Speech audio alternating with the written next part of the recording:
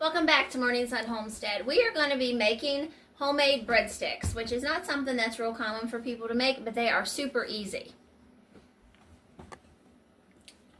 The first thing that we're going to do is have 2 cups of flour. I've used all-purpose flour. I use King Arthur flour.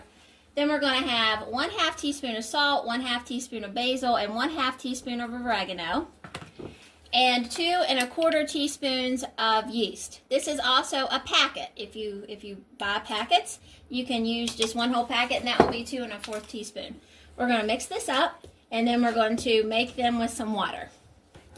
The amount of water that you add will just depend on how much your flour will take up. It's kind of like our pizza crust, which the link will be in the description below. You mix until it's going to be wet, but not so wet that it's sticky. Mix well with the flour and the water until we have a non-sticky ball. It all depends on your flour as to how much water, and you don't want it sticky and you don't want it dry. So just experiment and see how you come out with it. It's always best to put the least amount of water, and then if it doesn't mix, you can always add water. You can't take water out. Now we're going to roll this out with a rolling pin. We're going to roll this out to the desired thickness. You don't want them real thick because then they won't get done, and you don't want them real thin because then they'll burn. I usually try to make mine 1/2 inch in thickness. And then you can cut into strips with a pizza cutter or a knife.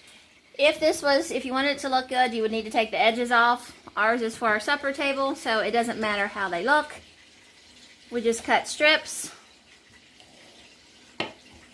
and then we'll come back and cut that into pieces.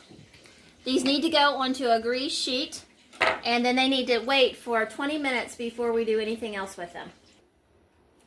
We've put these on a grease enamel pan. This pan that we got from Lehman's.com or Lehman's Non-Electrical. I now promote a lot of their items.